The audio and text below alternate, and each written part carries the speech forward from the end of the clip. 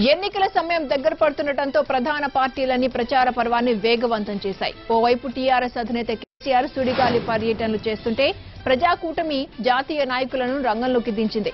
ఖమ్మం బహిరంగ సభలతో పాటు హైదరాబాద్ రోడ్ షోలో పాల్గొని క్యాడర్లో ఉత్సాహం నింపిన కాంగ్రెస్ అధ్యక్షుడు రాహుల్ గాంధీ ఈ రోజు కూడా మరో 3 సభల్లో పాల్గొనున్నారు. ముందుగా జయశంకర్ జిల్లా భూపాలపల్లి బహిరంగ సభలో పాల్గొంటారు. నిజానికి వరంగల్లో రాహుల్ సభ ఉంటుందని భావించారు. అయితే వ్యూహాత్మకంగా భూపాలపల్లికి మార్చారు. వరంగల్ పరిధిలో మిత్రపక్షాల అభ్యర్థులు బరిలో ఉండటంతో భూపాలపల్లి అయితేనే బాగుంటుందని కాంగ్రెస్ నేతలు డిసైడ్ అయ్యారు. దీంతో పాటు బొగ్గుగని కార్మిక సంఘం ఎన్నికల్లో ఇటీవల కాంగ్రెస్ ఆధిక్యం సాధించింది. అందుకే వేదికను మార్చారు. భూపాలపల్లి తర్వాత మధ్యాహ్నం 2:30కు నిజామాబాద్ జిల్లా ఆర్మూరు సభలో పాల్గొంటారు. తర్వాత వికారాబాద్ జిల్లా పరిధిలోని పరిగిలో రాహుల్ సభ ఉంటుంది.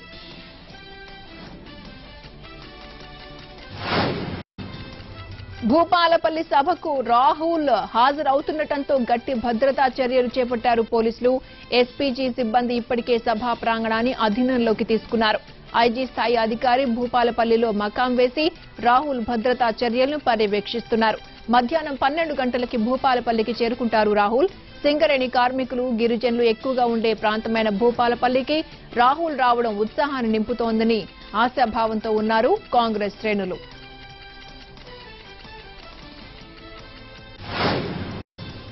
ఇవాళ చంద్రబాబు హైదరాబాద్ లో రోడ్ షోలు నిర్వహిస్తారు. ఉదయం 10:45కి మసీద్ బండ ప్రాంతంలో రోడ్ షో నిర్వహిస్తారు. తర్వాత లింగంపల్లి చేరుకుంటారు. Alwyn junction, Nizampet cross roads లోనూ రోడ్ షో నిర్వహిస్తారు టీడీపీ అధినేత. సాయంత్రం కుకట్పల్లి నియోజకవర్గంలో రోడ్ షోలు నిర్వహించాల్సి ఉంది. అయితే ఇప్పటికే అదే సమయంలో కేటీఆర్ రోడ్ షోకు అనుమతి ఇచ్చినందున బాబుకు పర్మిషన్ ఇచ్చేందుకు పోలీసులు అనుమతి నిరాకరించారు. నిజానికి చంద్రబాబు ఉదయం భూపాలపల్లి సభలో రాహుల్తో పాటు పాల్గొంటారని ప్రచారం జరిగింది. అయితే అలాంటిదేమీ లేదని టీడీపీ వర్గాలు తెలిపాయి. ఇటు రాహుల్ గాంధీని ఉదయం బ్రేక్ఫాస్ట్ కు ఆహ్వానించారు చంద్రబాబు.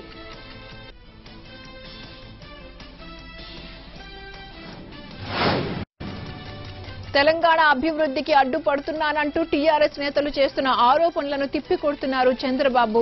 అభివృద్ధి విషయంలో తెలంగాణ ప్రజలకు అండగా ఉంటానని చెప్తున్నారు.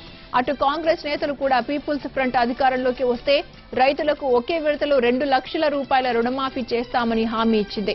మొదటి ఏడాదిలో 1,00,000 ఉద్యోగాలు ఇస్తామని, నిరుద్యోగులకు 3,000 రూపాయల భృతి ఇస్తామని చెప్పారు. పీపుల్స్ ఫ్రంట్ ఐక్యత కొనసాగాలని ఆకాంక్షించారు నేతలు. అన్ని పార్టీల కార్యకర్తలు కలిసి పనిచేసి కూటమిని గెలిపించాలని కోరుతున్నారు.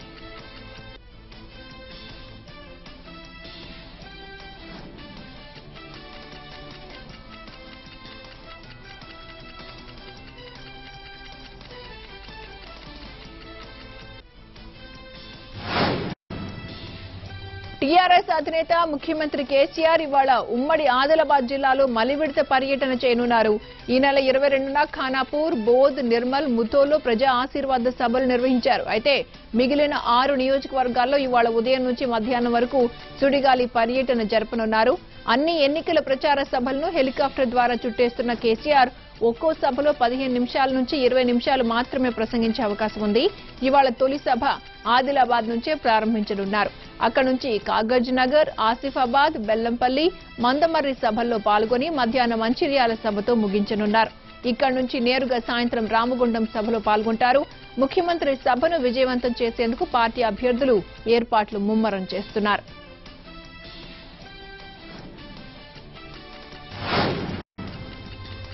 సంపద పెంచుకుంటున్న తెలంగాణ మీద విపక్షాలు అసత్య ప్రచారాలు చేస్తున్నాయని టీఆర్ఎస్ అధినేత కేసీఆర్ మండిపడ్డారు. ఇప్పటికే వివిధ నియోజకవర్గాల్లో జరిగిన బహిరంగ సభల్లో పాల్గొన్న ఆయన బీజేపీ, టీడీపీ, కాంగ్రెస్ పై తనదైన శైలిలో ధ్వజమెత్తారు. ఢిల్లీలోనో ఇంకెక్కడో తామెవరికీ గులాంలు కాదని స్పష్టం చేశారు. పీసీసీ ప్రెసిడెంట్ పనికిమాలిన దద్దమ్మ అంటూ తనదైన శైలిలో ధ్వజమెత్తారు. బాన్సువాడ, జుక్కల్, నారాయణఖేడ్, జహీరాబాద్, సంగారెడ్డి, ఆందోళ్, నర్సాపూర్లో జరిగిన ప్రజా ఆశీర్వాద సభల్లో ఆయన పాల్గొని ప్రసంగించారు. ఓట్ల కోసం బీజేపీ నేతలు అబద్దాలు మాట్లాడుతున్నారని ప్రధాని మోదీపైన ఘాటు విమర్శలు చేశారు.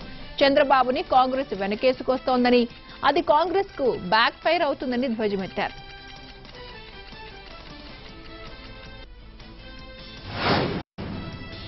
ఇప్పటికే గ్రేటర్ లో పలు నియోజకవర్గాల్లో రోడ్ షోలు నిర్వహించిన కేటీఆర్ ఈ రోజు మరో 3 నియోజకవర్గాల పరిధిలో ప్రచారం చేస్తారు.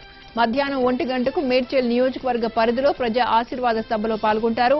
తర్వాత KPHB temple bus stop, Balanagar Shobhana circle, Hasmathpet cross roads, Shapur Nagar, IDPL colony cross roads లో కేటీఆర్ రోడ్ షోలు నిర్వహిస్తారు. ఎన్నికలకు సమయం సమీపిస్తుండటంతో సాధ్యమైనన్ని సభల్లో పాల్గొనేందుకు నేతలు ప్లాన్ చేసుకుంటున్నారు.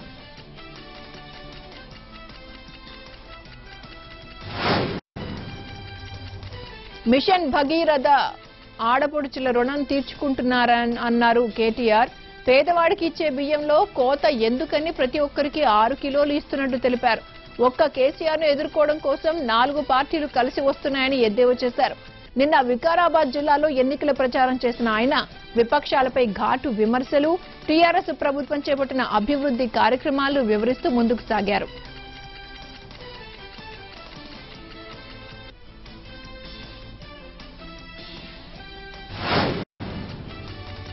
అటు బీజేపీ కూడా తెలంగాణ ఎన్నికల ప్రచారంపై దూకుడు పెంచింది. ఇప్పటికే అమిత్ షా, మోదీ సభలతో కమలం కార్యకర్తల ఉత్సాహం రెట్టింపైంది. ఆదిలాబాద్, చౌటుప్పల్, సరూర్ నగర్ స్టేడియంలలో సభలతో పాటు రామ్నగర్ రోడ్ షోలో అమిత్ షా పాల్గొని పార్టీకి ఊపు తెచ్చారు.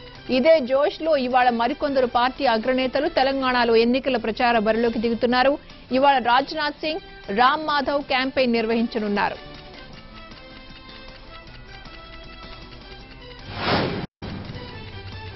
జగన్ ప్రజా సంకల్ప యాత్ర 309వ రోజుకు చేరుకుంది. శ్రీకాకుళం జిల్లా పాలకొండలోని ఆర్టీసీ కాంప్లెక్స్ సెంటర్ నుంచి ఇవాళ పాదయాత్ర ప్రారంభించనున్నారు.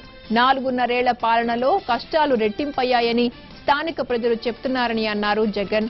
జిల్లాలో మెడికల్ కాలేజ్, అంబేద్కర్ యూనివర్సిటీ ఉందంటే అది వైఎస్ చలవేనన్నారు. టీడీపీ ప్రభుత్వం ఏ ఒక్క హామీని పూర్తి స్థాయిలో నెరవేర్చలేదని ఆరోపించారు. ప్రజల సమస్యల పరిష్కారంపై హామీలు ఇస్తూ ముందుకు సాగుతున్నారు జగన్.